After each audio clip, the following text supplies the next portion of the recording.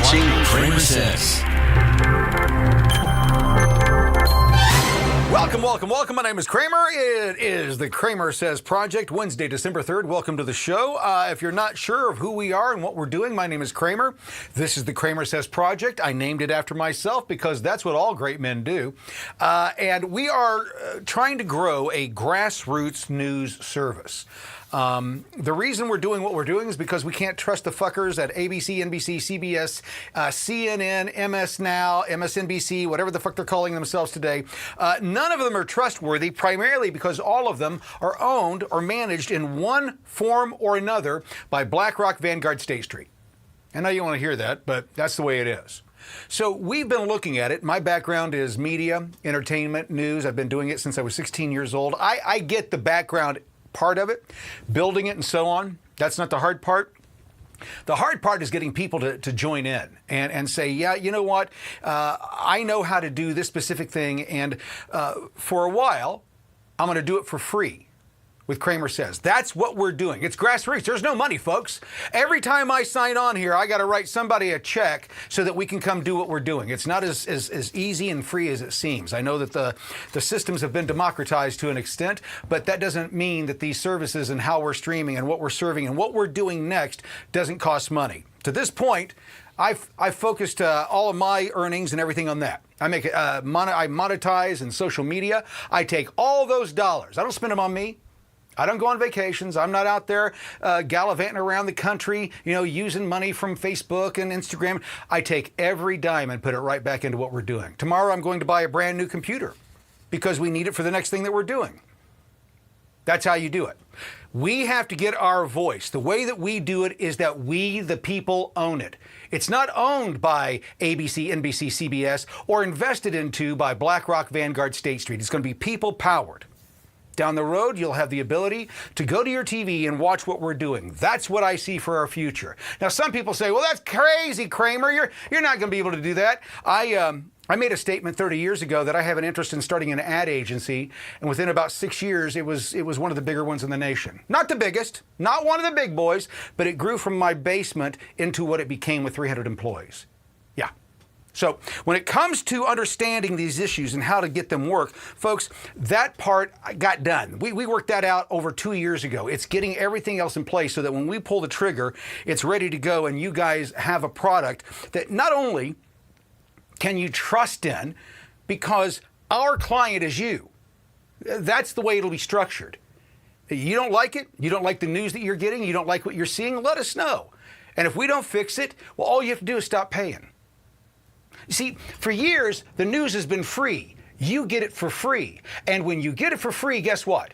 You're the product. The news isn't the product. The only reason that they give you news, sports, weather, and so on, is so they can sell you ads in the newspaper. That's the only reason. So you're not the most important part of this whole product that they have. You go to a radio TV station, they broadcast all that stuff. They broadcast these shows for free to you so they can show you commercials. That's the process. That's how simple it is. It's not real complicated, folks. We're not going to have commercials. We're not doing that. You are the client. The CramerSez project is being built around the user as opposed to the advertiser and the people on air and everybody. They don't matter. The only thing that matters in what we're doing next is truth. That's all that matters. And that's been my mandate to everybody. I don't care what you say. I don't care what you do. I don't care what your crazy, claim is. As long as it's backed by fact, I'm good with it. Don't care how strange and bizarre it is. You got it documented. You can show us that this is where it came from. He said that, she said that. We'll let you put it on. With that in mind, if you are a producer, if you have been doing what I'm doing, if you're a social media influencer and you want to go to the next step, we want to talk to you. If you're already doing this on a daily basis, we want to talk to you. We want to help you build your base. You see, I've been bitching and moaning with these other creators. They get a following and then they think it's theirs. They think that, oh no, I got to protect this. This is all mine. I can't do anything that would touch it. Folks, I've never looked at it that way. Followers come, followers go. I'm going to do what I'm going to do regardless. And if I do what enough people like, I'll have a bunch of followers. People say, yeah, I like that guy. The moment I say something or do something that goes counter to what you believe, your values, you're gone. I understand that. You're not my follower. You just agree with me for the time being. I get that. I don't do the same stuff that everybody else has done with their followers. I don't go into the comments. I don't go into battles with people. I don't go after other creators. Do you know what I've done the entire time that I've been on social media? Tried to deliver the truth. Just the truth. To get down to what's really going on. He said, she said. Trying to break down the semantics that these motherfuckers play on a daily basis. Their new thing is calling Trump a war criminal. He's a war criminal, really? He broke the Geneva Convention, really? It's kind of hard to do when you're not at war. Who are we at war with? The authority that allowed Barack Obama to blow the heads off 3 Somali sailors because they had kidnapped a ship, taken a ship, that's the same authority that Trump is using. Same exact authority. You know, in fact, Barack Obama used that authority, and they made a movie about what happened. Tom Hanks was so brave. When you remember what happened and you know your history and you know who did it and what they're doing now and what they're saying now, folks, you've got to have some outlet that shows you the context of what's being said and what's being done, what they've already said before. For example, the Democrats back in 09, 05, they were all gung-ho about keeping that fucking border shut down. It would damage the economy. Bernie Sanders came to the rescue and let everybody know that an open border policy was a Koch brothers policy, a right-wing policy, the policy of the conservatives, those greedy Republicans. This is what he said. The greedy Republicans who don't bring in these brown and black people to work for them for $2 and $3 an hour. It's devastating, and especially to our black youth. Do you realize that our black youth have an unemployment rate of around 51%? That's ridiculous. That's what Bernie Sanders said a few years ago. What's he saying today? Just the opposite. Why? Because he was bought off. Now, will ABC, NBC, CBS, CNN, Fox News, or anybody else explain that and showcase this is what he was saying then and this is what he's saying now and you should not believe him because he's a fucking liar? No, they won't. They don't even want to go back and look at 2020 or 2021 or 2022 or 2023. They want to continue moving on, telling you stories of the day, gossip of the day, because that's what it is. It's gossip. It's not news. It's gossip. They're not worried about facts. They're not worried about what actually happened. They're only worried about keeping your eyeballs on their screens long enough to get those ad dollars in. And who's paying for those ad dollars? Yeah, Big Pharma. That's where the majority of all advertising from broadcast TV is coming from still today. Not Big Auto. Nope. They used to be the big 800-pound gorilla in the room. Big Pharma is. Building in permanent clients on a regular basis. That's who the biggest advertisers on TV are. So when you know that they're the biggest advertisers, you've got to ask yourself, if they're the biggest advertisers, and we know that there was vaccine harm done during the COVID hoax, shouldn't somebody be investigating that? You're right, somebody should, but they won't. The reason they won't is because they can't. Because it directly affects their bottom line. Imagine you go in to the president of Pfizer or the media buyer for Pfizer and go, hey, listen, I got some bad news for you, man. Seems that vaccine you made, it's a little hot. And it hurt some people, and we're going to have to report on that. And Pfizer says, okay, well, you can do that. But if you do, we're going to pull all of our advertising from all of your outlets. Not just ABC. Not just CBS, not just CNN, we're going to pull them from every platform you have. That's everything. You see, what's happened, folks, is that these organizations have gotten so big, the entertainment and the TV and the cable companies, they've gotten so big, they're monolithic. They're owned by just a few companies. And all of these companies have huge investments from BlackRock, Vanguard, State Street. So when you ask yourself, are you going to hear what's really true? Probably not. They even captured NPR. I used to be a proud listener of NPR. Not because they were liberal, but because they had great content. They really did. And then they went off the fucking rails. They became ideologues. I've been calling for NPR to be defunded for years. I'm glad that Trump finally did it. You couldn't get a job. You cannot get a job at an NPR station if you're a conservative. Well, you can. You just can't say that part out loud. That's why we're building what we believe is going to be the next wave of news, entertainment. We see a big future.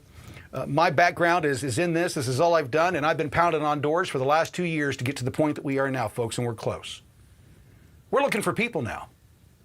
But I'm trying to keep this honest, right? I want to keep this honest. I do not want to get money involved if we don't have to. I want to wait for the money at the very end to reward those who have worked the hardest. Now, with that being said, I will never take a paycheck from the CramerSez project. No matter how much money we make, I will never take a paycheck. Will not do it. I'm not doing it for the money. That's the point. We'll have to pay others because people need to live. I've made enough. I keep telling you, God has blessed me. This nation has blessed me. This is why I do this on a regular basis. I don't need to be doing this just like Trump. I could be sitting downstairs with my wife. She's the one that says, you've got to do this, Tim. You've got to keep going. For many of you know that my wife is ill, not in good health. She's the one that says, you've got to go do this, because if you don't, who will? If you don't go do it, who will? So let me ask you that. If you don't take your freedom and your liberty serious, who will? If you don't stand up for your rights, who will? If you don't have the courage to do it yourself, who are you expecting to do it for you? That's what my message is, folks. I don't want to be standing here alone. I don't want to be the only one. I want partners standing by me doing the exact same thing on a daily basis. And if you can do what I can do, or if you create documentaries, or you do interviews, or you do in-depth investigations, we want to talk to you. I will give you a platform. I don't own this. I built it, but I don't own it. The American people, you, the followers, own it. I wouldn't be able to do what I'm doing. I wouldn't be able to build this unless you followed. The views that you give me on Facebook and other platforms allows me to monetize and turn all of that into the gear. I wish I could turn it around and show you what this looks like on the other side. The gear that we've bought to get to this point, we kept hammering it through. Buy this, get this, do this. Because we want to do one thing and one thing only, and that's tell you, the American people, the truth. Hold those fuckers accountable, because MSNBC, CBS, CNN, ABC, NBC, none of them will do it. They're owned. And if you expect things to change, you're being, well, childishly naive. They're not going to do it. Why? Because they enjoy the status quo. They're not going to rock the boat. They're making billions of dollars. Why would they go and do something crazy like investigating their lead biller? The one they make the most money from, they're not going to go look into them. That'd be crazy. That's what we want to do. That's what service is going to be. Is we're going to dive into deep investigations, eventually get to a nightly newscast where I don't have to do this anymore. There'll be some good-looking dude or some good-looking girl, and they'll be telling you the news and screaming and yelling just like I do, probably younger. But what I'm building, what I've been wanting to do for the last 4 years in particular, but the last 2 is what we've been really, we got the plan down, is to start this process, folks, and we need you. Now, at this point, everybody starts asking for money, don't they? I need your money. I don't need your money. We do this right initially, we can get going without money. And if the product that we create is what the people want, well, they'll be willing to pay a monthly fee to be able to see what we're doing on a regular basis. They're doing it with Tucker. But that's Tucker. Folks, I've worked on the same sets. It's no different. Information's information, the truth is the truth, and if we're looking for it, we'll find it. What I've been doing for the last 4 years in particular is building a base, people that I can rely on. When I tell you that I'm talking to this person or this person or this person, it's because I've been taking the time over the last 4 years to build those networks. Before we could launch what we're going to do next, we had to build the infrastructure beneath it so that when we started pulling the triggers, we were ready to go. That took time. For example, one of the things I'm looking for right now is an executive producer. I need somebody to get other things done for me on a daily basis that I don't have time to do. I don't have any money to pay them. There's no income coming in. And I've got this thing, folks, that and I've told all my friends know this, I will help you out in any way possible.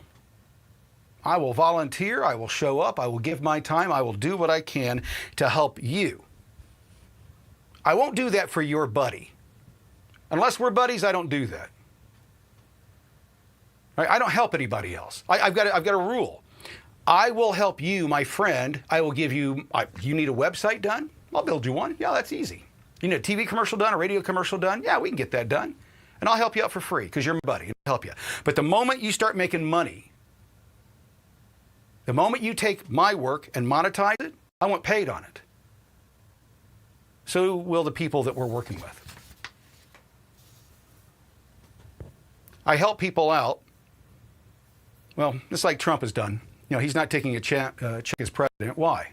He doesn't need it.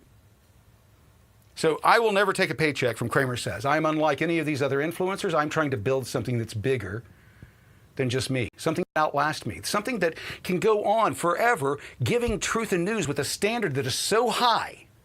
Not this bullshit. You see what happened with this Pete Hegseth bullshit over the last few days? This is the deep state in action, folks. And the mainstream media will not tell you what's really going on. Even Fox News, OAN, and Newsmax, they are not brave enough. Why? They're advertisers. Their advertisers don't want you knowing what's going on, so you don't know what's going on. And that's why doing what we're doing right now, while we still have Trump in office, while we can build this base, a base big enough that in the event that Democrats take over in 2028 or in 32, think about that, man. We're getting out there now. Just 8 years away. Think about it. What would they do? Well, Eric Swalwell said, given the opportunity, if, the Democrats take the House back in 2026, they're going to impeach Trump. Jamie Raskin went a little bit further, and he said that, yes, we're going to come after those who supported Trump and gave him aid. Is that you? I know it's me. So this is also kind of self-preservation, folks. You want your life to go that it is. For those of you who think that it can't get worse, you don't know how bad it can get. We haven't seen worse yet. We're not seeing food lines in this nation. They said we were going to, with shutting down SNAP, that these kids were going to starve. I didn't see any food lines. Did you? No, it can get worse. So if you're interested in helping us, if you want to know more about what we're doing, get over to the CramerSez Project and take a look. We need help. If you're a graphic designer, if you're a web developer, and you don't have to do it on a daily basis. It's not a daily job, but we need help. Certain things need to be done. There will be certain things on a daily basis that will need to be done on a daily basis. And when we start charging a fee for what we're doing, those people will be paid first. The people that are working on a daily basis. And then down, we'll tier it out. We've got a building. We've got the gear. I've got a $500,000 in gear sitting, waiting for the next step. We're ready to go, folks. So get over to the CramerSezProject.com, see what we're doing. If you can help, let us know. If you are a documentarian, if you're an influencer like I am, and you produce a show on a regular basis, we want to take a look at it, see if it fits what we're doing. If it does, and you're revealing truth, not just regurgitating what you're hearing here and there, if you're actually doing investigative news, we want to get into it with you. We want to dig in. And we will give you a home and a base to give all of your information to everybody. Because this isn't mine, folks. It's not. Everything that I've seen, the 500,000 followers across the platforms, that's not mine. Doesn't belong to me. There's a reason why the audience has been built, and that reason is evident that we've got to preserve this nation, and we do it from a grassroots standpoint. These motherfuckers aren't going to do it. Our congressmen and our senators, our mayors and everybody else, they're not going to protect you, and they will not give you the truth. We know, because if they wanted to, they'd already be doing it. We have to fight for every inch of truth. And then all the time we're being told that we're the problem. Well, I'm done with it. I don't know about you. So get your butt over to the CramerSezProject.com. If you can help us out, we'd appreciate it. And we're going to get into this. I don't know if you saw the story today. Luqman Khan. He's this guy out of Pakistan that they caught. We'll be talking about his story and more coming up next. You're watching the CramerSez Project. Global news with local views. CramerSez returns after this message from our partners.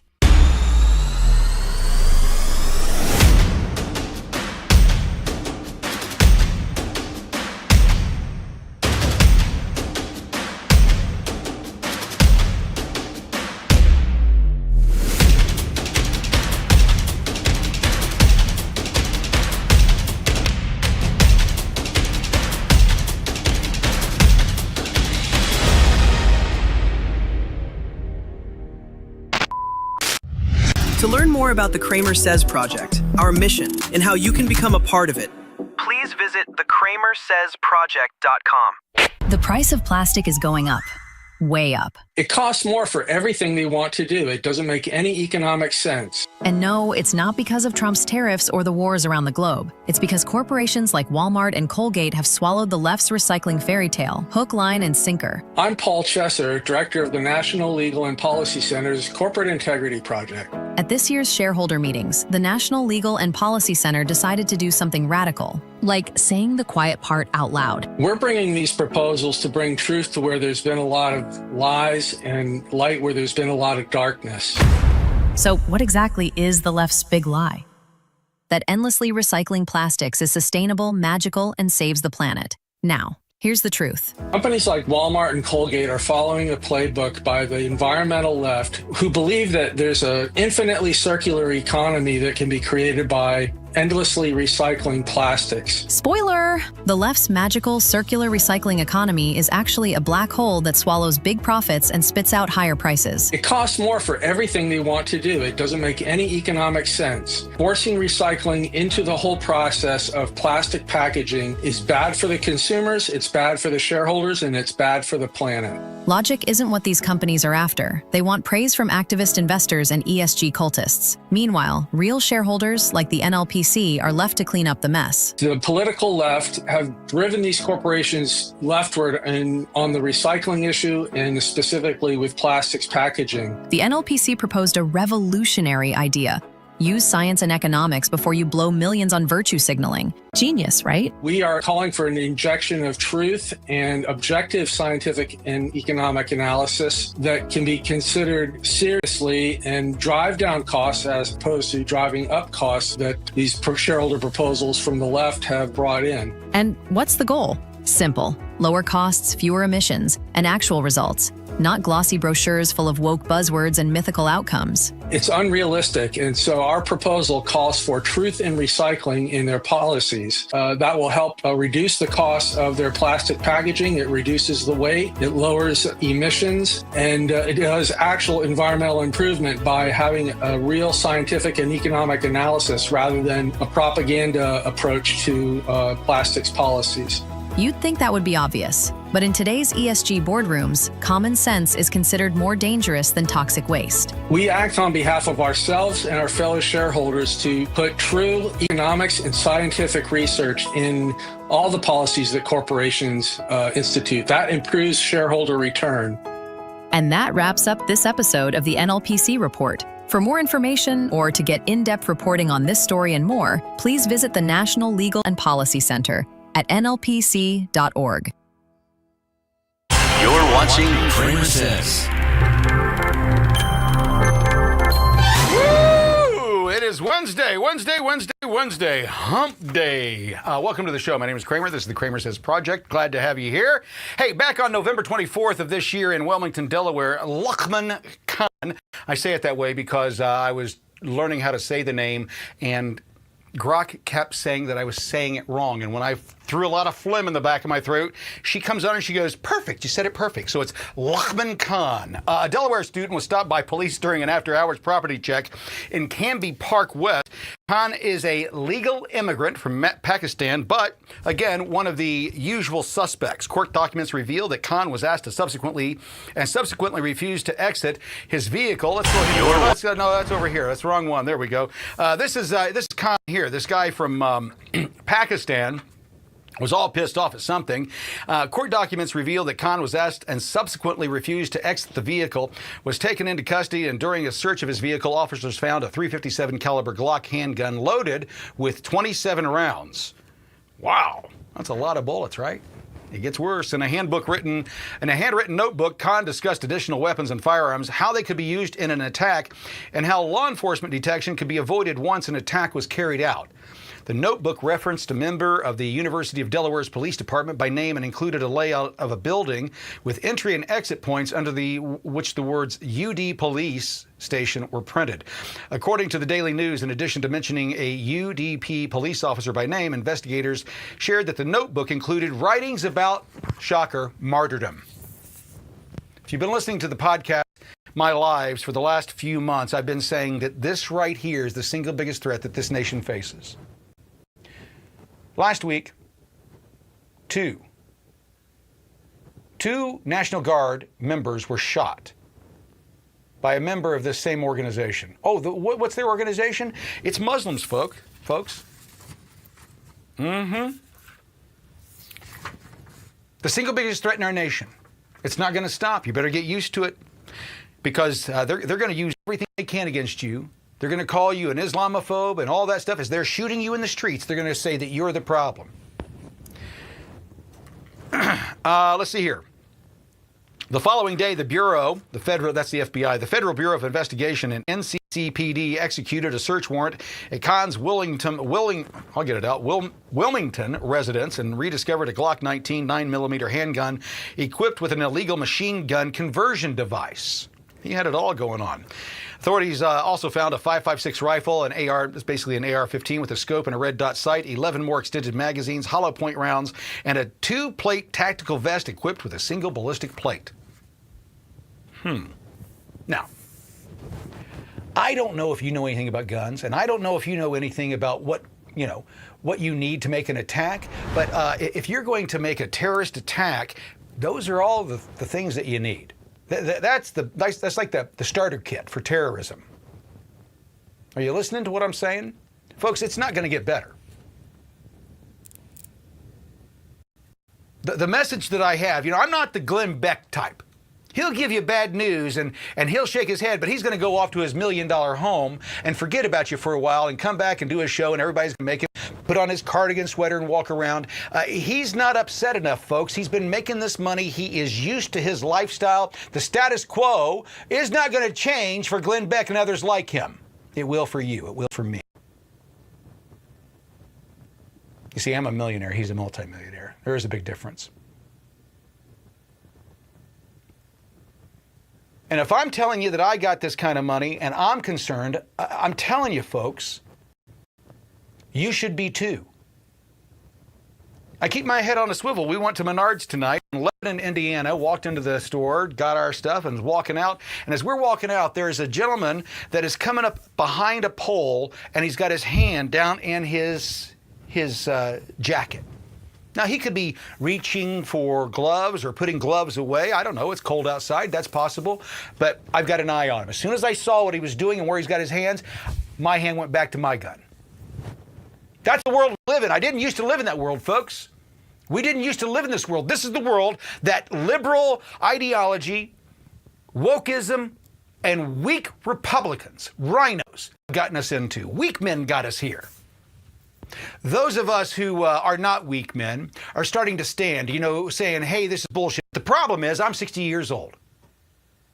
Somebody asked me the other day, he says, when are you going to a protest? I'm not going to a protest. I'm 60 years old. See, I still want to throw down, right? You get up in my face, you start your shit with me, I'm going to knock your block off. You go to jail. I'll take the charge. I don't care. Men like myself that are coming out of the woodwork now saying, you know what, I've been busy creating a life for me and my family. They've destroyed that. I can't trust anything that I see on media. There's nothing on TV or in the movies to watch. Why would I even go on living? We found out that our sports are corrupt. They're betting and making all kinds of money on games, and you think that everything is honest and fair, and you're finding out that everything is rigged. That's why when Trump said it, and everybody, no, it's not, we were all blind. Now that you've had a taste of what they've revealed, what's your position? Do you think that the status quo we have right now is sustainable? And more importantly, do you want to sustain it? Why would we want to sustain this? We don't. We want to go back. I've told friends time and time again, I would love to go back to 2019, the fall of 2019. I was at the peak. I had never made so much money in my life. Now, money isn't the end-all, be-all. We all know that. Money doesn't make you happy, but money can buy you a Ski-Doo, and nobody's unhappy on a Ski-Doo. My point is, folks, is that when they came in, and I think Tucker Carlson put it best. He says, they tell us what we can and can't say, and we can't trust our elections. What option have they left us? And now we've got men from around the planet coming to our shores trying to attack us, trying to kill us. And we're told by our leaders that we need to sit the fuck down, shut the fuck up, and do as we're told. We're the problem. Folks, this is my nation. I am a nationalist. I love this country. I love everybody in it, except the people who would cause problems. I've got black nationalist friends, Hispanic nationalist friends, Asian nationalist friends. That's their heritage. That's not who they are. Do you know who they are? They're Americans. They're not hyphenated. They are 100% American with that heritage. That's where they came from. That's where their families came from. But they are 100% American. I came from Western Europe, folks. I don't know where the fuck we came from. We're a mutt. That's what the DNA testing showed me. You could be from here, here, here, and here. It's everywhere. Those places, any of those countries, Ireland, Scotland, Great Britain, France, Western Europe, any of those countries that are listed as to where I could possibly have come from, where my DNA originated from, they go to war tomorrow, tough titties, couldn't give two fucks. We're at war right now. That's why I'm concerned. That's why I'm doing what I'm doing on a nightly basis. Aren't you concerned? I know. Everybody's doing the same thing too, aren't they?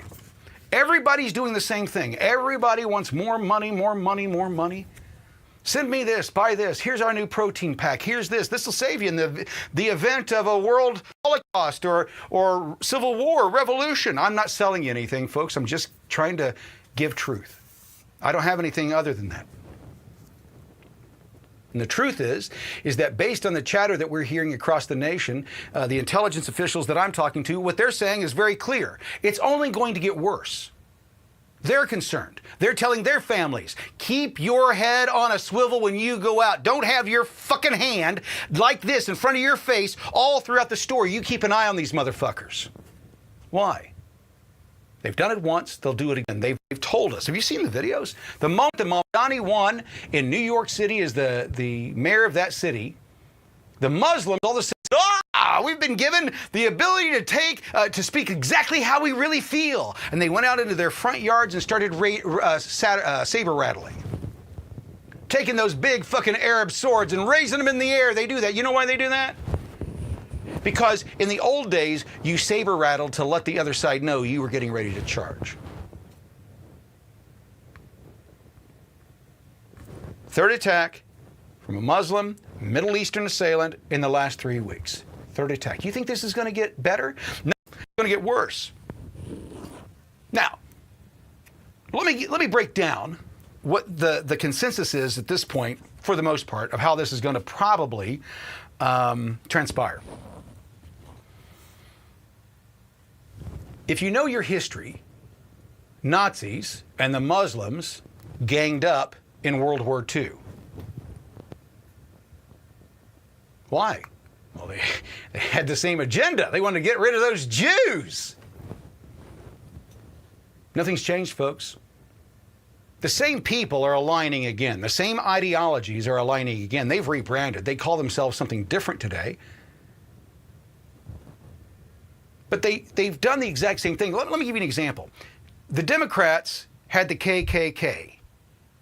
When that was made poo-poo and you couldn't be a part of that anymore, to be a part of a modern culture, civilization, you had to get out of these hate groups.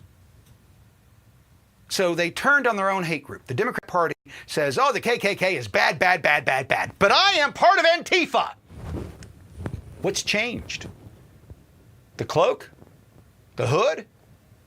You still got a uniform, you have to wear all black, and you have to cover your face. Why is that? Why is it that so many of the Democrats that are out there belong to groups where you cover your face to when you take your protest to the street? Aren't you proud of what you're protesting for? As an American citizen, if I take to the streets, I'm proud to be out there. I'm exercising my democracy. Isn't that what they're always saying? Why are you got your face covered? Why are you so ashamed? Because you know what you're going to do, and you know that you're not just an ideology. You're more than that. Just like the Muslims. Islam and the Muslim faith is incompatible with the U.S. Constitution. It's incompatible with the American way of life. It's incompatible with the American dream. Imagine some little girl who wants to someday dream of being this or that. When was the last time you saw the Muslim diving team, female diving team? What about the Muslim, female, any sport where you've got a woman scantily clad from an Islamic nation? Well, where do you see that in the Olympics? You don't. They get their way, folks. This is what they tell you. They take over the entire world. They want a global caliphate. They want to control everything. That means you, your kids, your girls, they'll be wearing a burqa. They're telling you what they're going to do.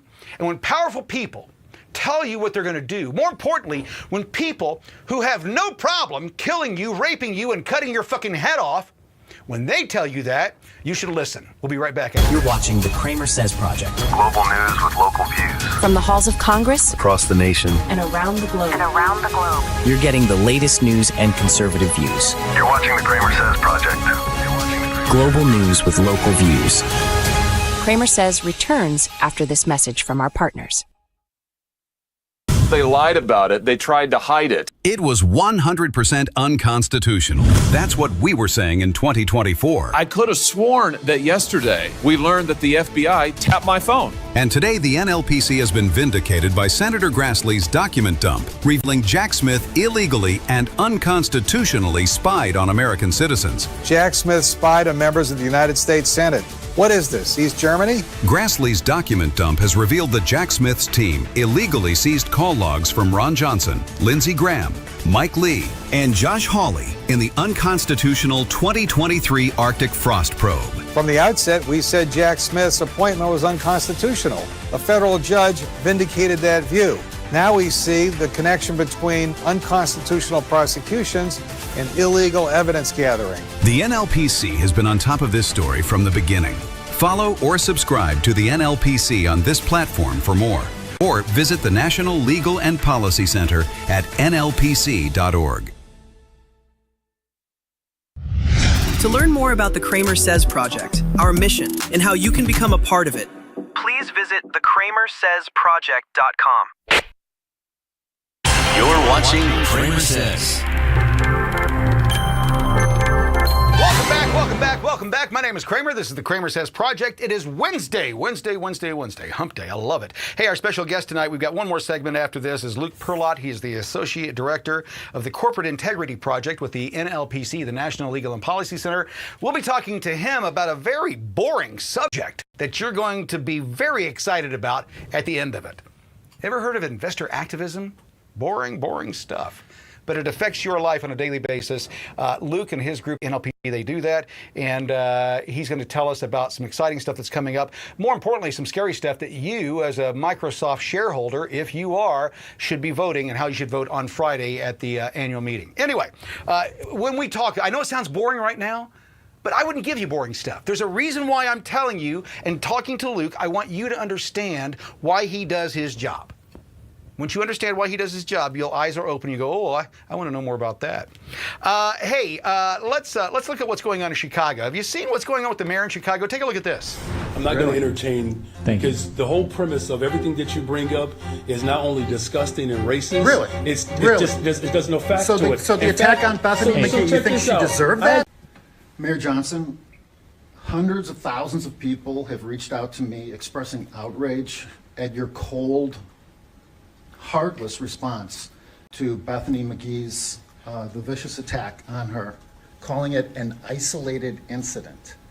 Okay, so let's jump in on this. For those of you who don't know who the Bethany McGee is, she is the young lady who was riding on the subway when a felon with 70-some convictions, been in jail several times, came up behind her and poured fluid on her and lit her on fire. She's fighting for her life. The reason I'm playing this is because when I talk to you guys about it's only going to get worse, I want you to understand that the people that we've elected in a lot of cases around the nation to fix our problems, right? Or at least, at the very least, manage them. Don't let them get any worse. That's your mandate. Don't let it get any worse. I know it's bad, but just don't let it get any worse.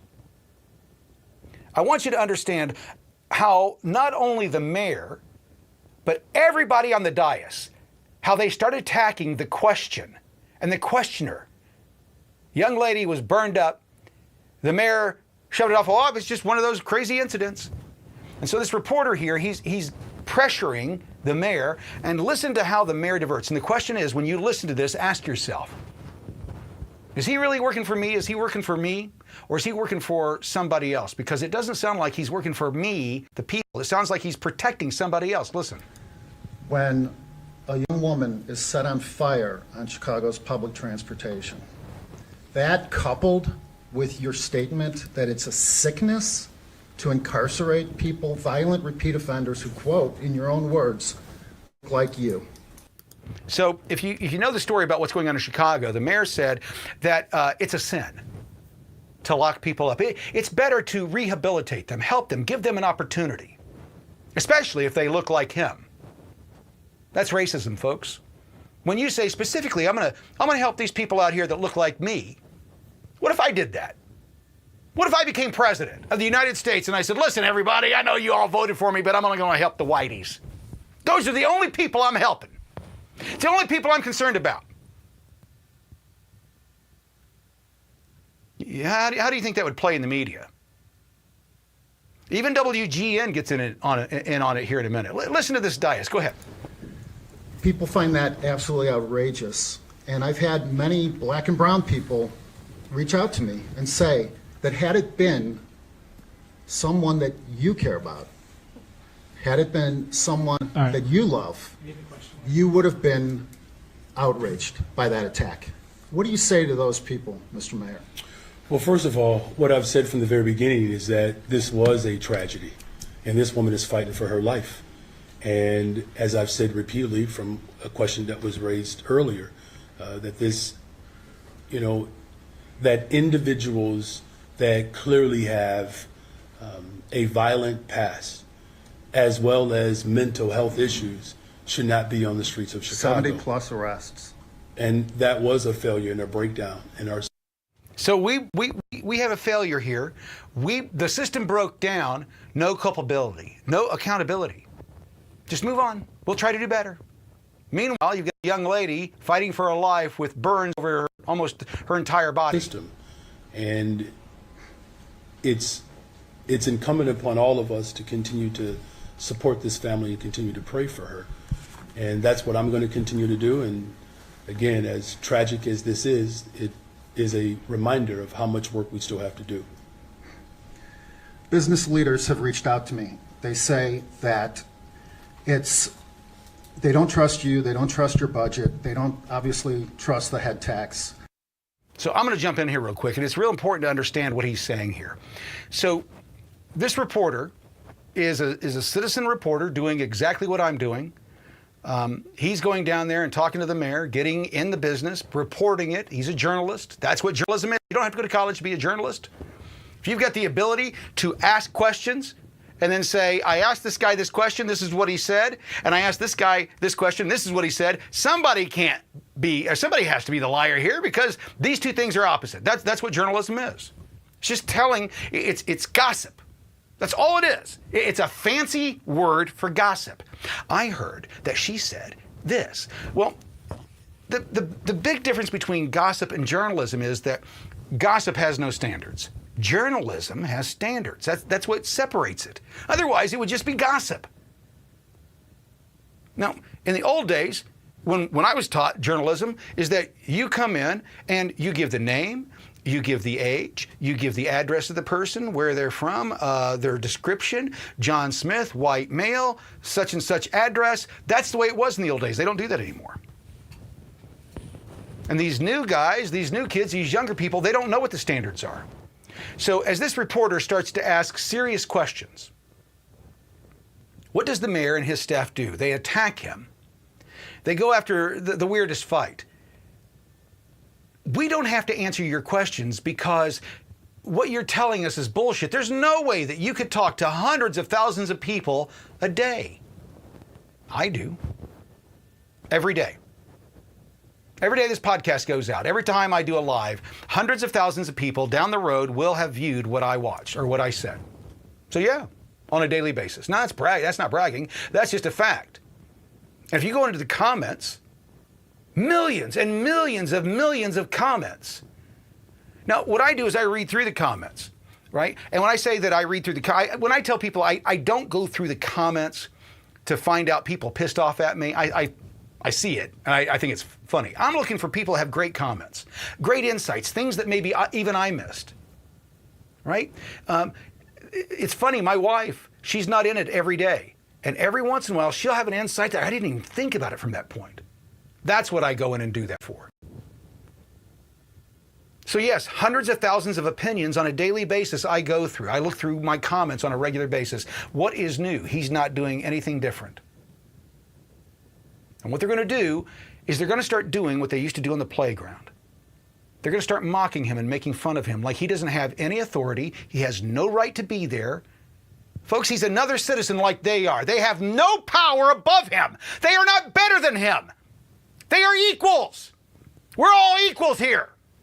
But they're taking the position that because they're behind that dais and he's got his phone and a microphone out there, he doesn't have the big WGN camera. That somehow he doesn't have the authority, he doesn't have, they don't have to answer his questions. Listen. They point to the fact that you don't own and operate a business, you don't know what it's like to actually employ anyone, that your policies, in fact, this absolutely insane. By the way, you're going to want to keep that in mind because the mayor's going to come back later and say, oh, yeah. I employ tons of people. He doesn't. We do. Policy of trying to limit the number of people attending a Kris Kringle market, a Christmas market, that is directly across the street from City Hall. Your question is like bad coleslaw. Like you're just, this is like raisins and coleslaw and a bunch of stuff. Is that your budget? Is that your financial analysis? Is that your financial analysis? Ask the specific question. Yeah, the question is simply this.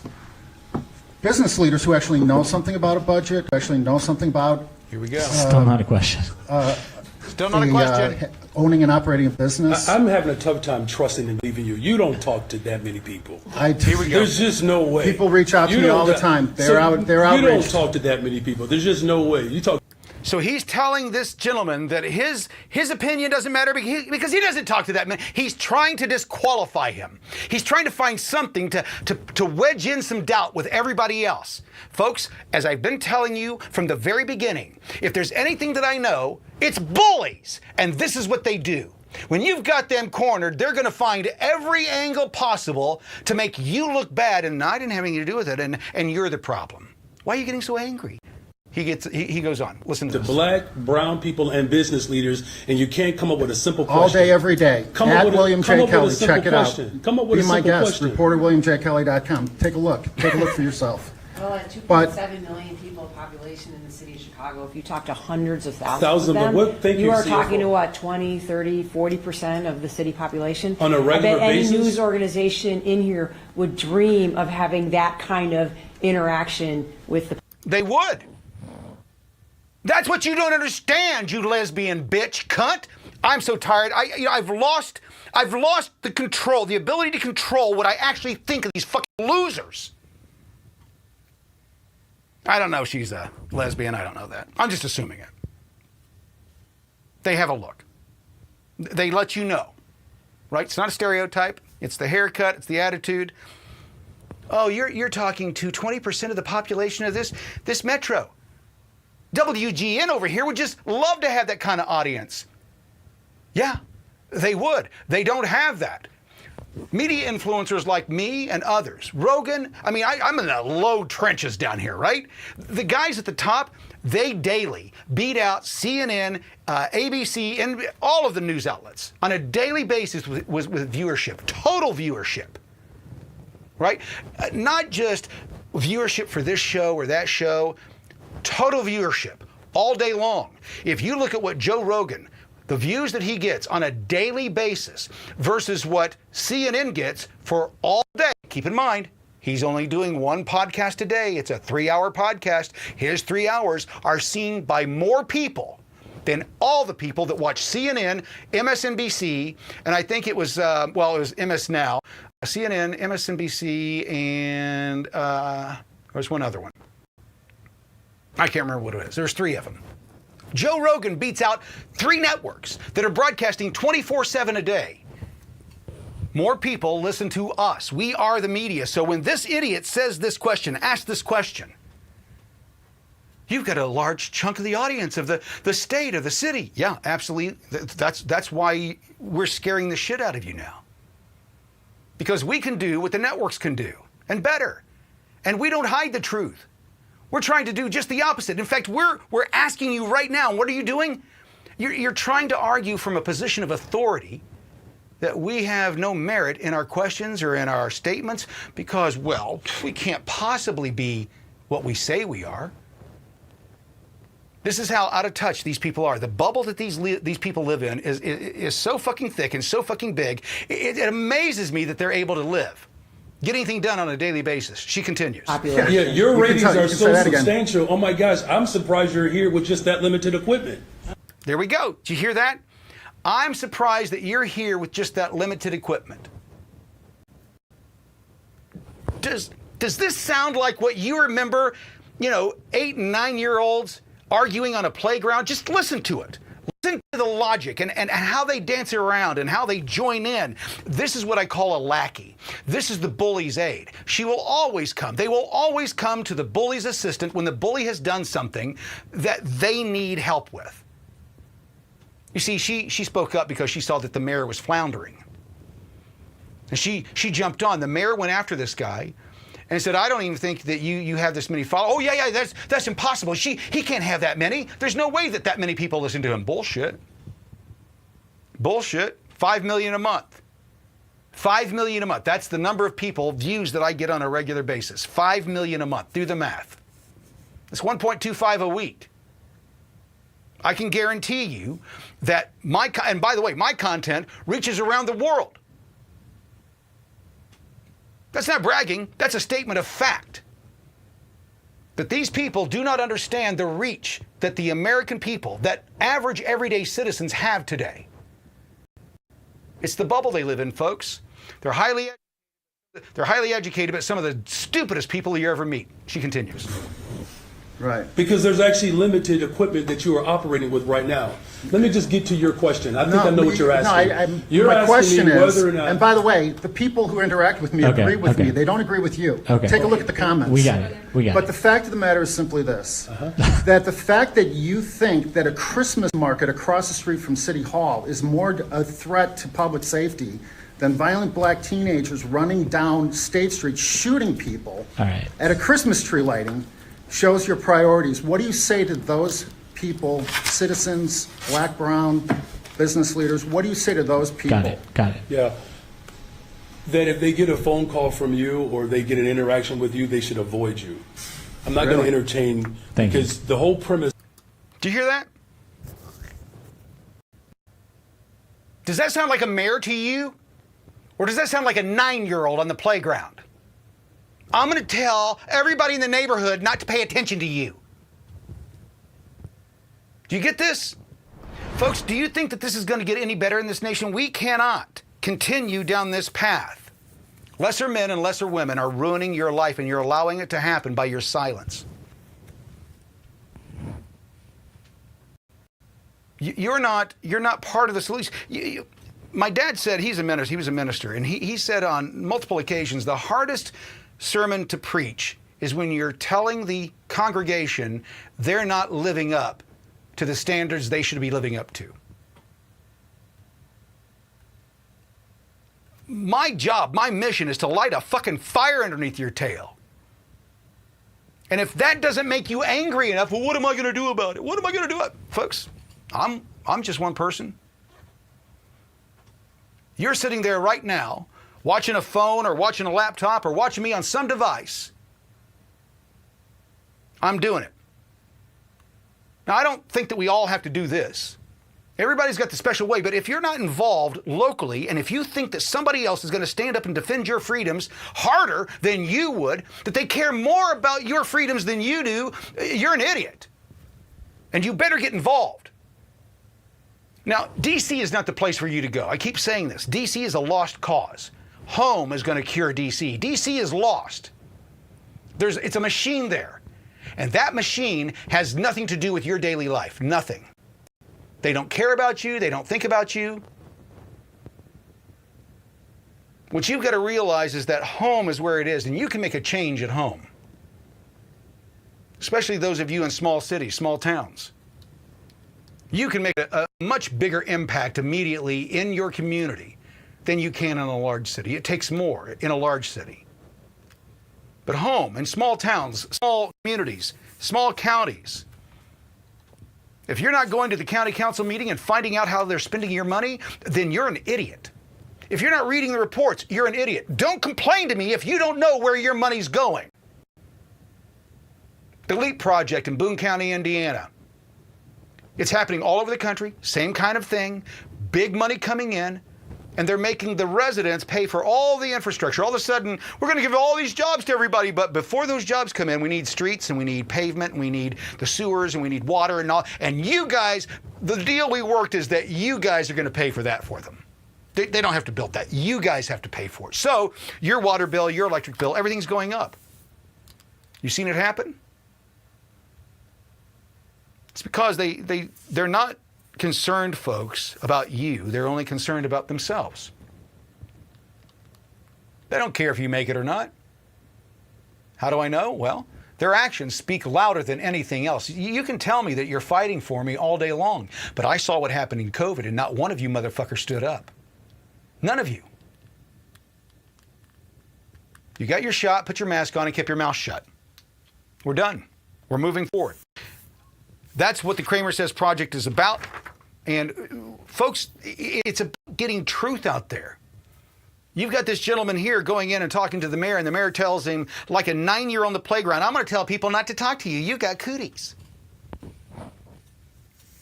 They're not going to change unless you demand change. And the only way that that happens is that you make your voice heard. Get down there. Go to your city council meeting.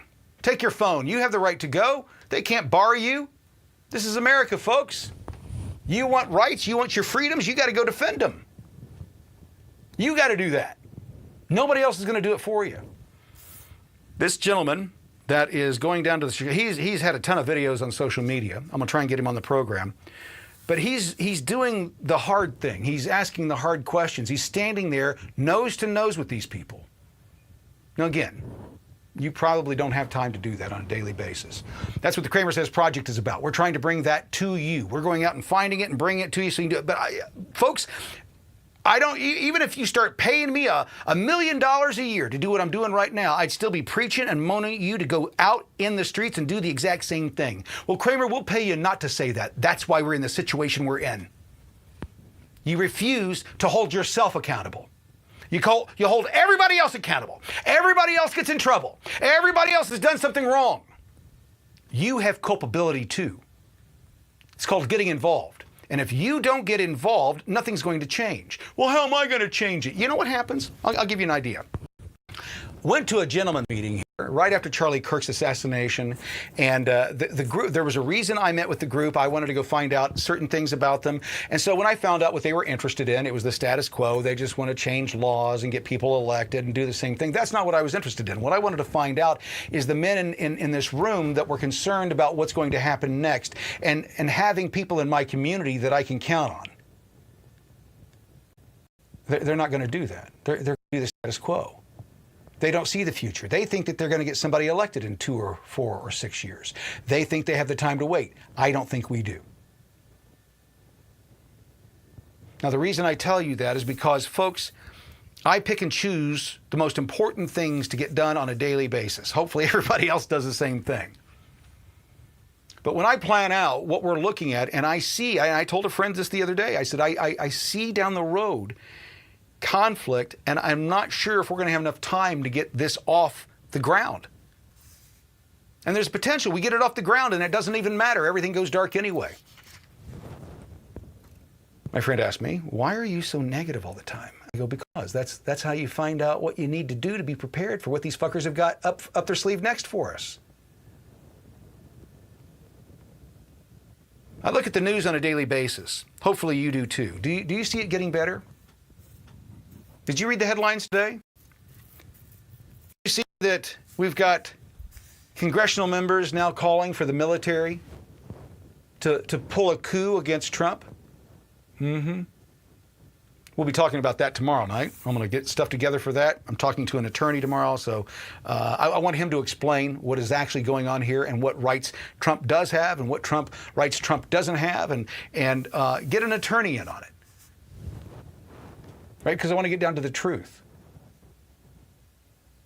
We'll do that tomorrow night. In the meantime, our next, we're going to wrap things up with Luke Perlott. Luke Perlott is the Associate Director of the Corporate Integrity Project at the National Legal and Policy Center. And what they do is they try to hold people accountable, and they use investor activism. It sounds boring, and when you look at it on paper, it is, but I've seen the results, and they're exciting. We'll talk about those next with Luke Perlott, next on the CramerSez Project. The CramerSez Project will return after this important message. Introducing Tusk. With Tusk, you get uncensored news and secure browsing, all while protecting your privacy. Choose the news you trust and take control of your internet. Join the free speech revolution with Tusk. Download Tusk today at tuskbrowser.com. Did you know the Biden administration gave your tax dollars to illegal aliens so they could afford to lobby Congress to go easy on illegal immigration? That's not the way I'd put it, but it's basically accurate. New questions are swirling around a Soros-funded nonprofit that claims to support immigrant rights, but may be violating federal tax law. Alianza Americas received millions of taxpayer dollars from the Biden administration. Now the group stands accused of using those funds to lobby Congress to expand protections for illegal immigrants. Well, we caught them. The name of the group is Alianza Americas, and it's an open borders group. They were illegally lobbying Congress, trying to protect illegal aliens from having to leave the country under something called temporary protected status. They received taxpayer money, millions of dollars from the Department of Health and Human Services. They also receive quite a lot of money from the Open Society Foundations. That's George Soros's foundations. Over the last couple weeks, they've been pouring kerosene on the flames out in Los Angeles, calling President Trump an authoritarian and alleging that the law enforcement personnel have been engaged in violent attacks on peaceful protesters, when we know it's quite the opposite. This group has broken the law. On their annual tax return, they say they never lobbied Congress, but we know that they have. We have the proof, and we've presented it to the Internal Revenue Service, and we hope and believe the IRS should act on them and review the tax status of this open borders group. It's for these reasons the National Legal and Policy Center has filed 2 complaints with the IRS, alleging the group broke the rules that govern tax-exempt status and should, for that reason, lose all taxpayer funding. So, what are your thoughts? Do you really want your tax dollars handed over to illegals so they can afford to lobby your elected officials? You know, to be more lenient when it comes to their illegal immigration status? I wouldn't have put it exactly that way, but unfortunately, it is accurate. Let us know what you think in the comments, and visit nlpc.org for more information on this story and more. To learn more about the CramerSez Project, our mission, and how you can become a part of it, please visit thecramersezproject.com. You're watching CramerSez. Welcome back to the show. My name is Kramer. This is the CramerSez Project. It is, what is it? Today's Wednesday, right? Yeah, today's Wednesday. Our special guest tonight on the show is Luke Perlott. Luke Perlott is the Associate Director of the NLPC's Corporate Integrity Project. You're probably asking yourself, what the hell is that? What is that all about, and why do I care? Well, Luke's here to tell us. Luke, welcome to the show. How you doing? Great. How are you doing? First of all, The NLPC is a watchdog group out of D.C.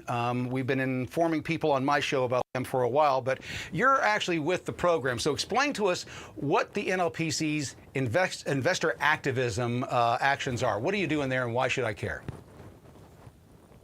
Yeah, politics gets all the attention when you talk about influencing the policies that we adopt as a society, but it's just the tip of the iceberg.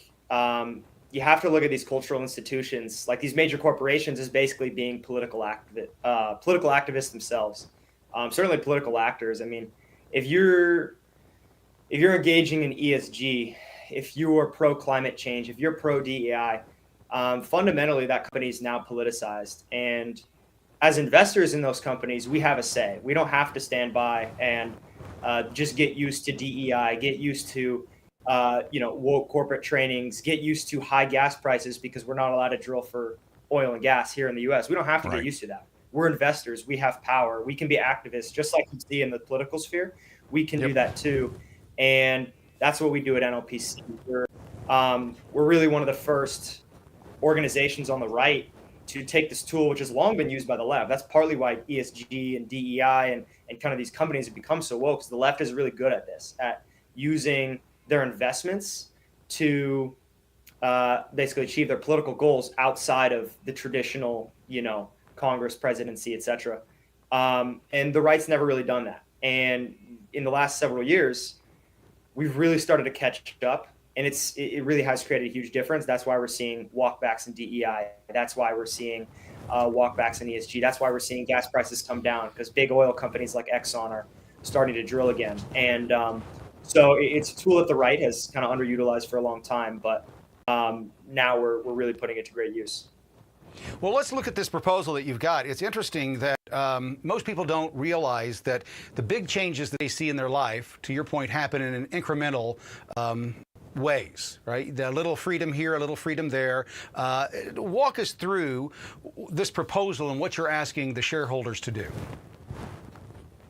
Yeah, well, we want shareholders to vote for this proposal. So if you're a shareholder in Microsoft, you can vote. And unfortunately, the way the system works is if you don't vote, it's counted as a no.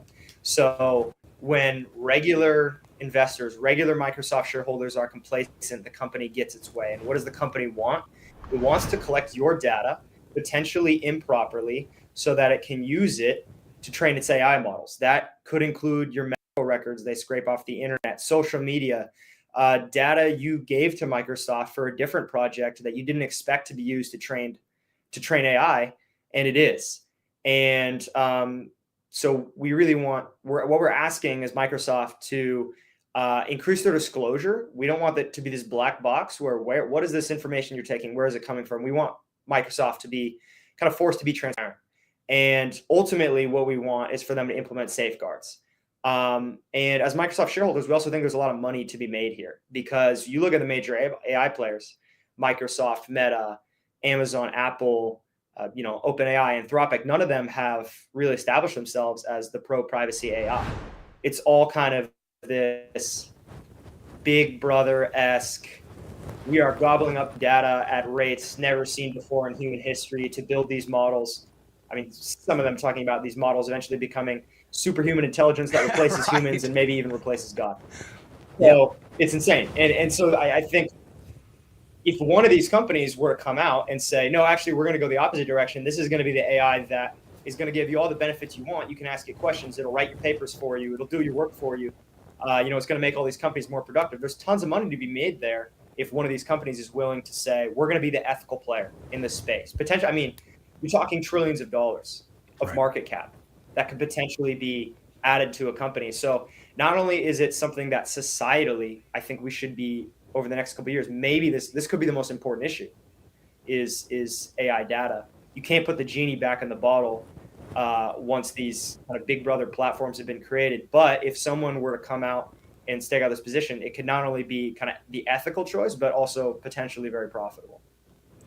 In your articles you're writing at the NLPC, you have brought up the risk that OpenAI and the partnership with with Microsoft is playing right here.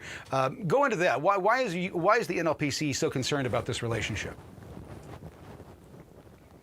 Because OpenAI has to this point been the leader in consumer-facing generative AI. So products that everyday people use, right? I mean, ChatGPT has, I think, 800 million users worldwide. It was the fastest product ever to 100 million users. And that has made them one of the most important organizations in the world. I mean, up there with governments as far as the power and influence that they are going to be able to exercise over the next couple of years. And likewise, Microsoft is also one of those companies. I mean, their market cap, I'm not sure exactly what it is right now. It has been at times over $3 trillion. Yep. So we're just talking about a scale of an organization that's literally unprecedented in human history. And the amount of reach, the amount of data that they can collect on you, the average consumer, and then what they can do with that to, their goal is to eventually be able to predict, almost predict your future. They know what you're going to buy. They know where you're going to go. They know where you should work. They've been talking the world that they're creating, Luke. I mean, from the outside, you're more involved with it than I am, but from the outside, it looks like they're trying to create the world of the Minority Report, right? Where they can predict future crime, they can predict future buys. They know exactly what you're going to do.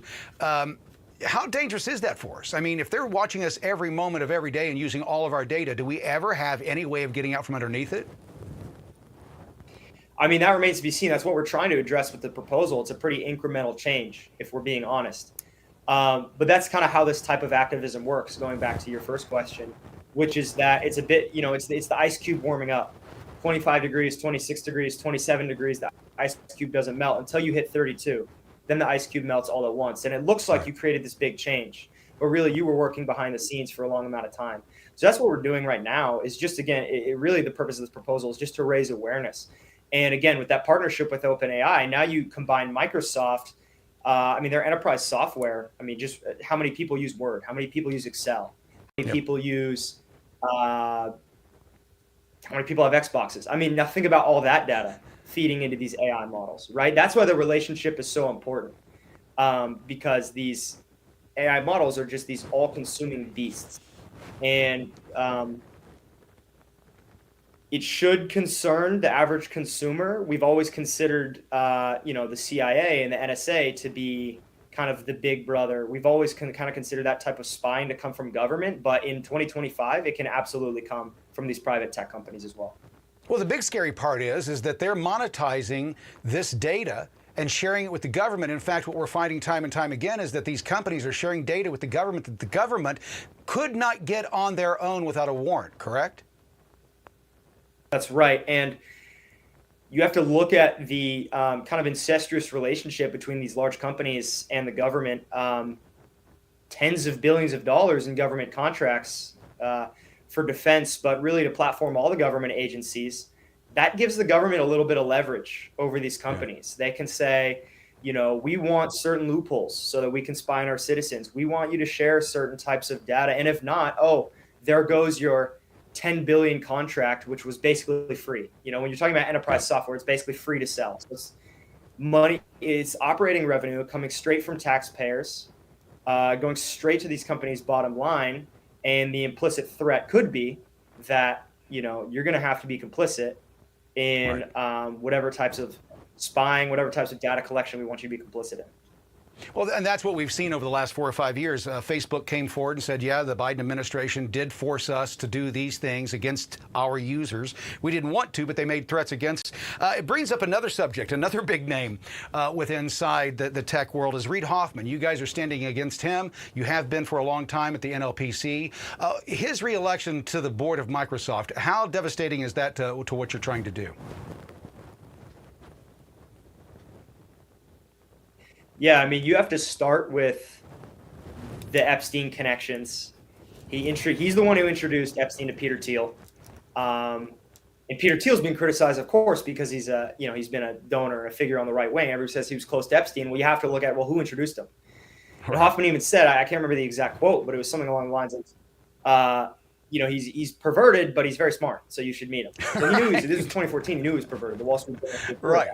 Yep. So that alone, you would think is disqualifying. He's been to the townhouse in New York. I believe he's been to the island. All by itself, with all the drama over Epstein over this year, the idea that, Reid Hoffman can even show his face in public in 2025, that alone is insane. And then you have to look at his left-wing activism.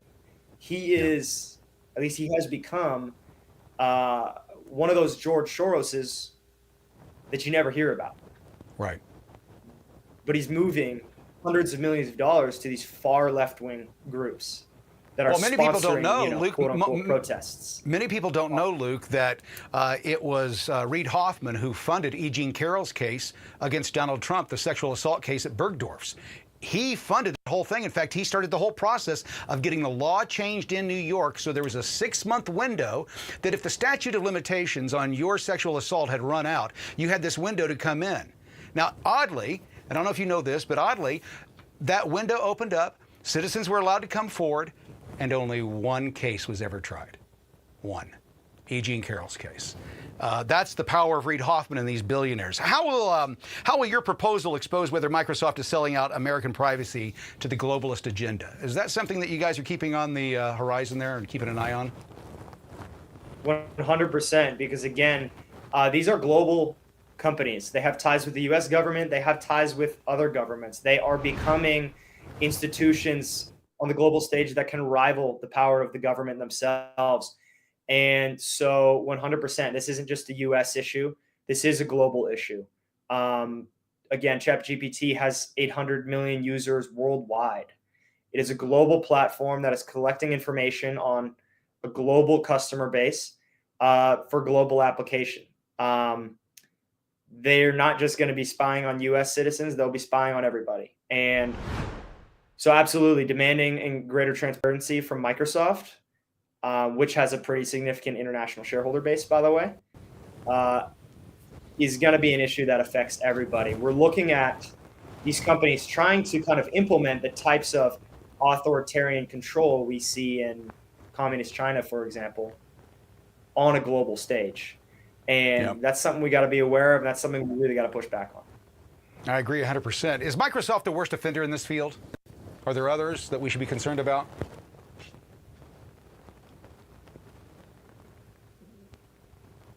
Say that one more time.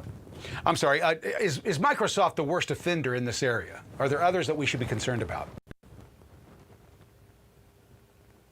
When it comes to data, I mean, Alphabet has always been bad, going back, to the days when Google was their primary, still is their primary revenue stream. Meta too, I think those are probably the big three. Meta, of course, can pull data from their social media platforms to integrate into their AI. So they have that big proprietary data source, which gives them an advantage over a company like Microsoft. Google, of course, has the search engine. So those two platforms get how many billions of impressions a day. That's all data that can be fed into the model. And really, when you talk about these companies, though, they somewhat have working relationships, often working together on data center projects, sometimes working with the government on data center projects. It's this cartel at this point of AI developers. And it kind of goes to reinforce the idea that in 2025, none of your data is safe. You're being watched everywhere. Everything is being collected. And either we get comfortable with that or we have to start pushing back. But and that's why we kind of have to use all the tools at our disposal. It can't just be political activism. There's unlikely to be this one bipartisan bill that's just going to fix all our problems and then we don't have to worry about it. There's definitely not an executive order we can just sign tomorrow. It's going to have to be a whole society approach to handling this AI issue. And that's why, holding these companies accountable through investor activism is also really important. Well, I think it's important to look at, what you're doing and what others are doing around the nation to bring, shine some light on this, because, when I look at what the capabilities of these systems are, I'm a strategist. I look at things and go, how can that be used? For good, for bad, how can it be used against me, right? It's the old SWOT analysis, strength, weaknesses, opportunities, and threats. And you look at what they're doing and what they're telling you they can do and what the future is. And we haven't even gotten into the area of qubits, right, and next round computing. We're just talking about what they can do today on a regular basis, and it sounds very dystopian. If this deal doesn't, if your proposal isn't approved and shareholders don't go along with it, do you believe that we're one step closer to that dystopian future that we were all warned about in 1984? 100%. And a lot of the CEOs of these companies semi-explicitly say that is their goal, that they believe it would be better for society if, by the power of big data, big algorithms, big AI, that society could be managed from the top down, that you become a cog in this computer's machine. You become a cog in the model, and to a degree you already are, because all your information is being taken. And I think, unfortunately, the message that it would send if this proposal doesn't pass is that people aren't really going to put up a fight. People are going to kind of roll over and kind of let it happen. And yeah, sure, it's Big Brother running the world, but at least my social media feed is that much smarter. At least Google gets me what I want that much faster. At least ChatGPT can answer my questions, and I'm willing to take the trade-offs. That's the message we're sending right now. And I really think it's important to view this proposal as kind of a referendum on that mindset, and to kind of make an announcement to these companies, as we did last year, and as we're hoping to do again, that no, there's a significant portion of the population, there's a significant population of your investors that are not going to be okay with just rolling over and letting you accumulate kind of this dystopian, unprecedented level of power.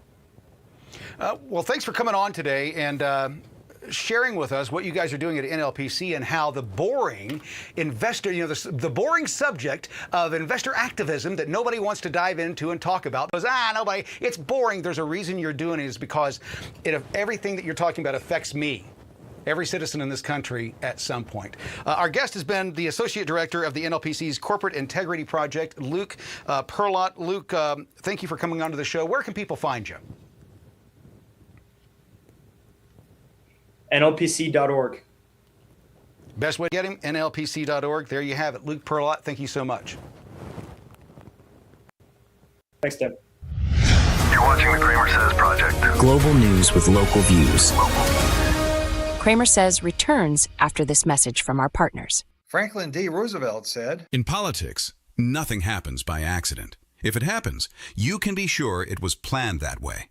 I don't make a habit of quoting FDR, but on this point, he's 100% right, which makes Vice President Vance's comments from last night even more important to pay attention to. The only way to honor Charlie is to get to the bottom of exactly how this person was radicalized and who else was involved in it. Hi, I'm Peter Flaherty, Chairman of the National Legal and Policy Center. Since 1991, the NLPC has investigated and exposed the high crimes and misdemeanors of politicians and corporate leaders alike. Our mission is about one thing: accountability, not partisanship, just like Vice President Vance was talking about last night.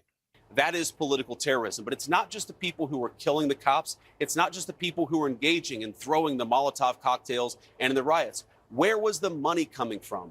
Who was organizing this violent activity? That is not going after Democrats unless, by implication, you're saying every single Democrat is involved in planning political violence. For the past several years, NLPC has focused on who's funding the violence on our streets and the radicalization of our kids.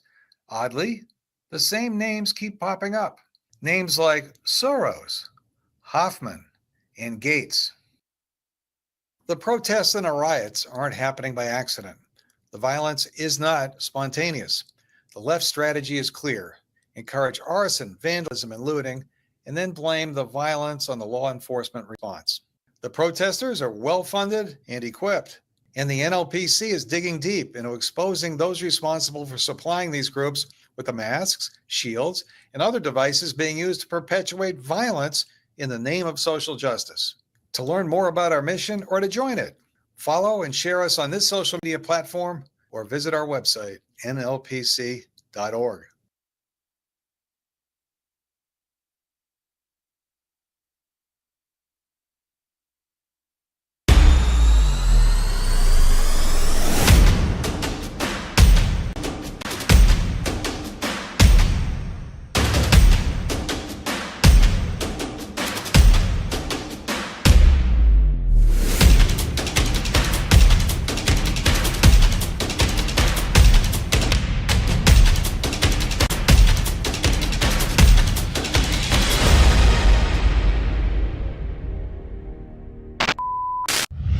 To learn more about the CramerSez project, our mission, and how you can become a part of it, please visit thecramersezproject.com. You're watching CramerSez. Woo-hoo! Wednesday, almost over. Hump day, almost over, folks. Welcome to the show. My name is Kramer. This is the CramerSez Project. It's been an interesting 48 hours. We've had a lot of news that's come across the screen here in the last 48 hours that is really starting to light things up. You've got Ilhan Omar. She loses it after President Trump calls her garbage. See, I'm telling you, folks, if you listen to me, you're going to fully understand what's going on here. It's nothing different than the playground in 8th grade. If you realize that, you'll understand everything else that's going on.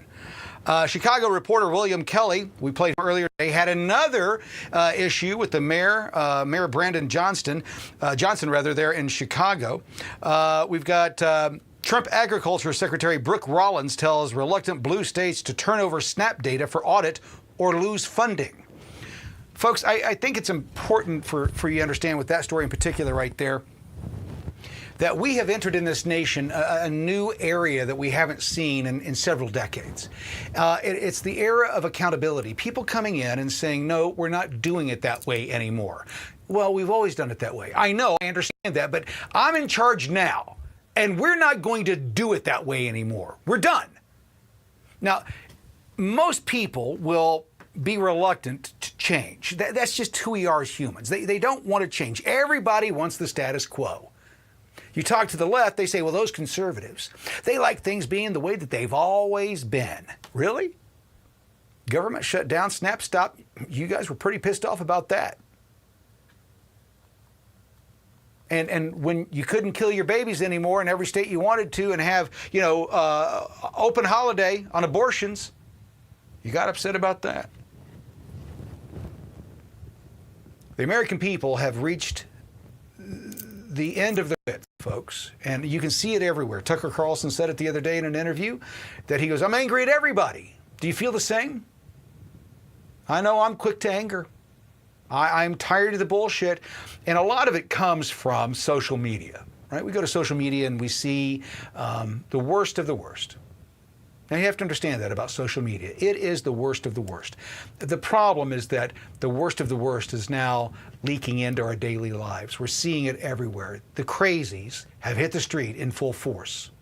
And in addition to that, we've got the threat of Democrats trying to shut down the system because they're angry. That's what it's all about. They're angry that they lost. They're going to do everything they can to put as many obstacles in our way.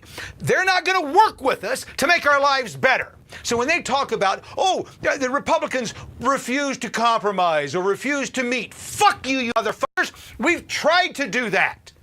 There is no compromise left. Every time you guys don't get your way, you take to the streets and start burning shit down.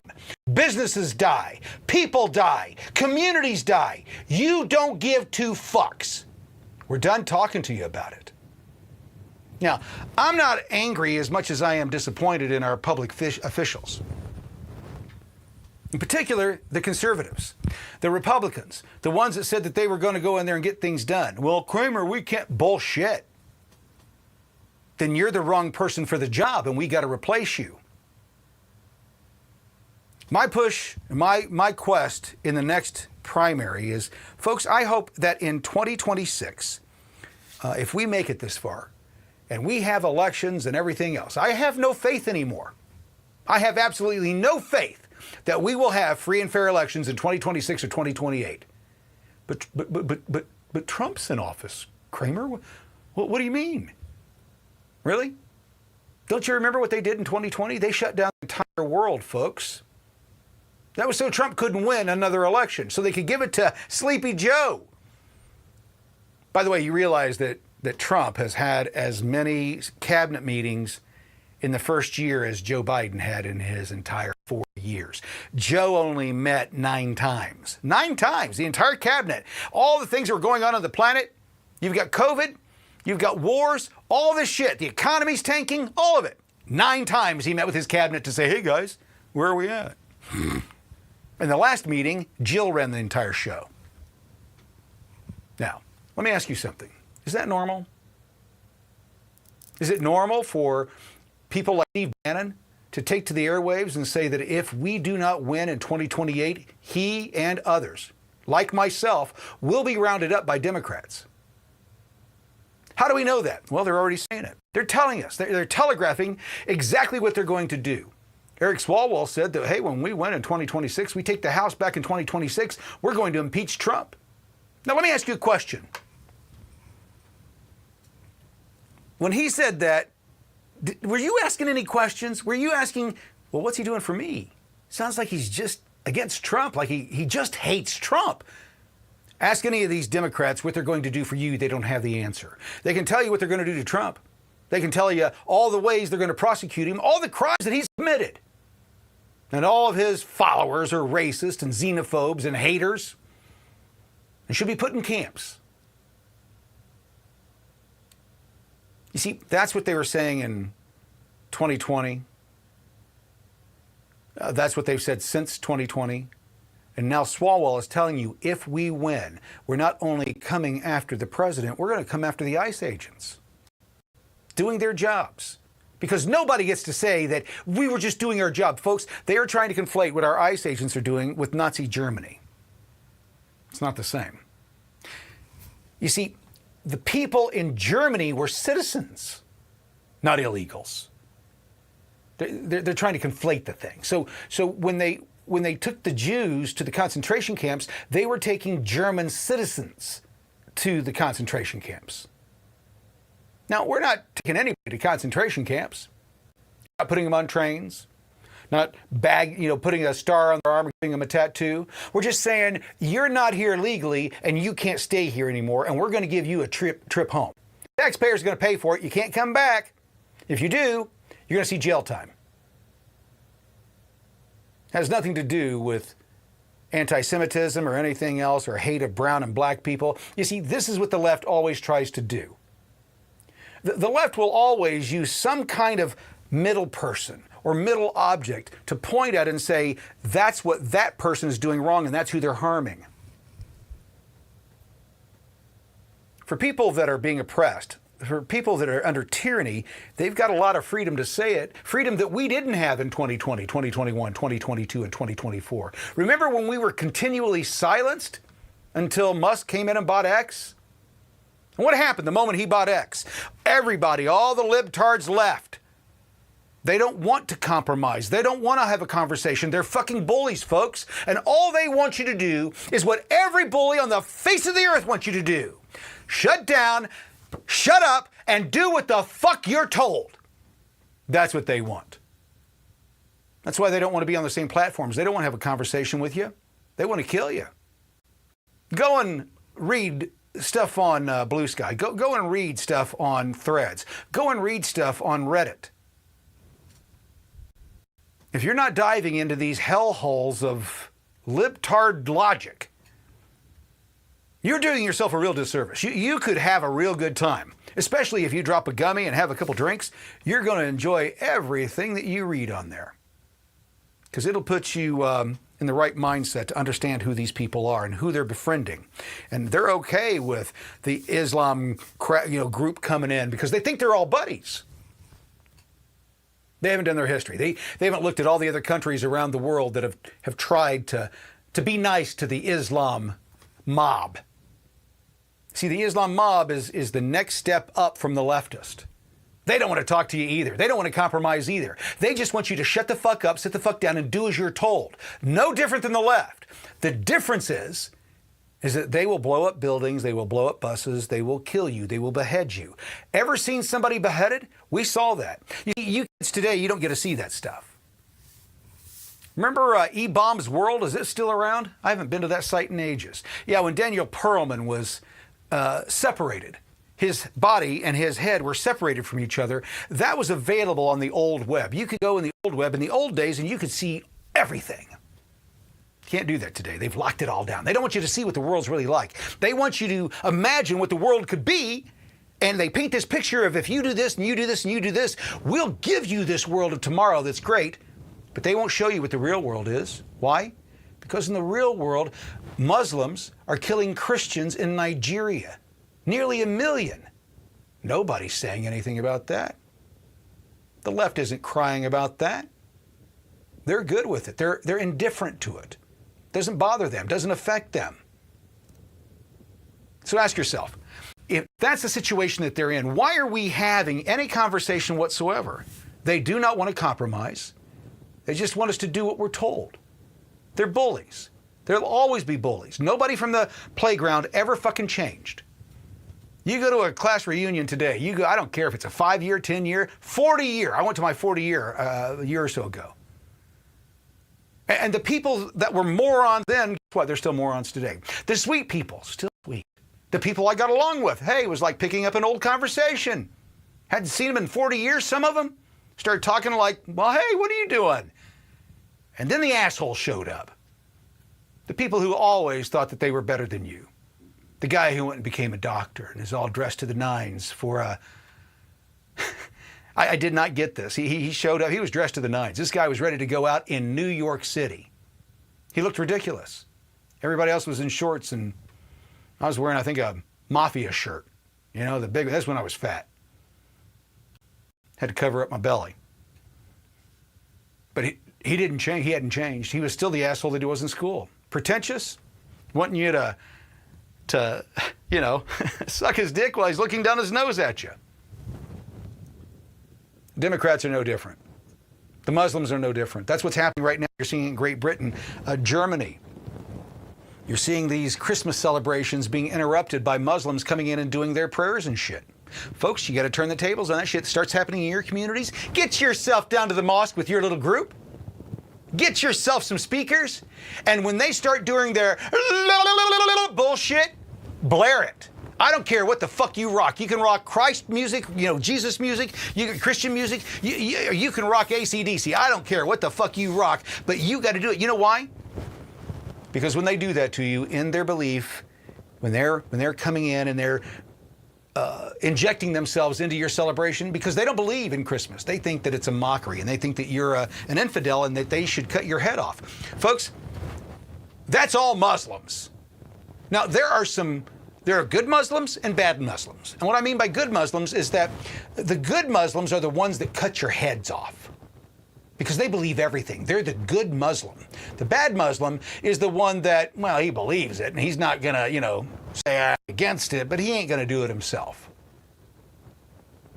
The good Muslim relies on the bad Muslim to be your friend. Isn't that what Tucker Carlson said the other day? Well, I don't have any problem with these guys, these Pakistani guys. I do. Tucker, you're an idiot. A lot of things I think you're smart on, but this one, you're a moron. Just because that person... Let me put it real bluntly, and let's get it down to brass tacks. All people are created equal, right? All people. In this nation, if you believe all people are created equal. Now, not all people are equal, right? Not all people are equal. Some people have more hair, better looking, bigger boobs, nice butt, taller, shorter. They've got this or they've got that. They've got something that you don't have. Most people find something in somebody else. They go, oh, I wish I had that. See, we're not all equal. We don't have equal things, but we're equal in who we are as people. You're not any better than I am. I don't care how much money you have. I don't care what your skin color is. You are not better than me, and you're not better than him, her, or her. We're all the same. Now, if you think you're better, that's in your mind. And the rest of us will show you how you're wrong. That's where we've gotten to in this nation. We've got to get these people to understand that even though all people are equal, all cultures are not the same, and they're definitely not equal. But Kramer, you're a xenophobe. Absolutely. You can call me all the names you want. I don't give a fuck. I do not give two fucks. You can call me a racist. You can call me a xenophobe. You can call me any name you want. I don't give a shit. I learned a long time ago. I learned on the first day of school. What was that? What we were all taught? What did they say? What did the teacher tell you? Sticks and stones. Remember that? Did you forget that? I don't give a fuck you call me. I'm an adult. I've moved past that a long time ago. You got something better than name calling? You got policies that work? You got a way to create jobs in this country? Because until you can do that, shut your fucking pie hole. Thank you for watching Kramer Says Live. This concludes this broadcast. Please follow, like, and subscribe to be notified the next time The Kramer Says Project goes live.